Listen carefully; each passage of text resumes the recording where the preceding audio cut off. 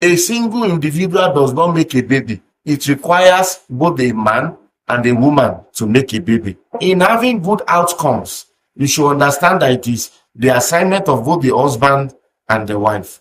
You want to get pregnant, the husband should be aware that there is need for you to have sex 3 to 4 times in a week, continuously for a year. The regularity of sexual intercourse improves the outcome or the chances of a woman achieving conception. Research has shown that when you have sex with a woman continuously 3 to 4 times in a month, chance of conception is as low as 20%. But however, if you have sex repeatedly like that for 3 months, chance of conception is as high as 45%. If you are having sex 3 to 4 times a week, continuously for 6 months, chances are as high as about 60%, 65%. For a year, it's as high as 85%. So the regularity of intercourse increases the chances of conception. Another important point we should note is that a woman is not fertile every day of the month. A woman simply ovulates once in a month.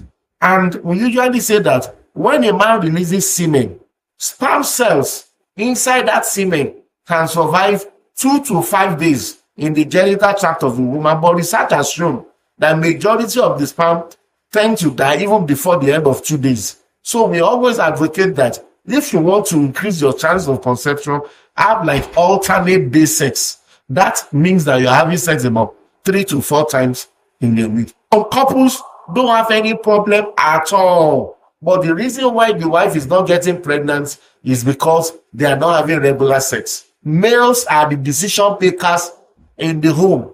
So it's important that the man have understanding of where to take the woman, especially for antenatal when pregnancy is achieved. The onus lies on us to ensure that you register where you have facility for managing a woman from the beginning of pregnancy to the end. Not a place where if there's need for cesarean section, that is when they will now refer you. Or if the woman starts bleeding, we cannot handle it, they will now refer you. So anytime you are going to book for antenatal in a place, do a tour of that facility. Check, do they have incubator?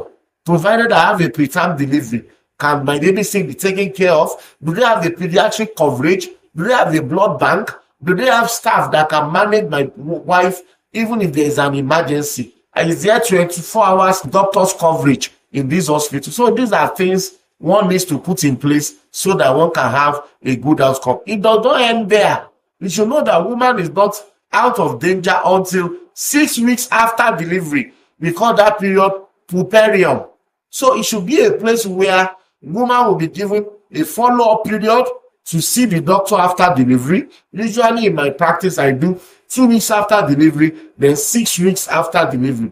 Most hospitals just do 6 weeks, but I do 2 weeks, which is a little so that I can catch any complication very early. 6 weeks may be rather too long before one now catches this problem. So these are things that we need to look at.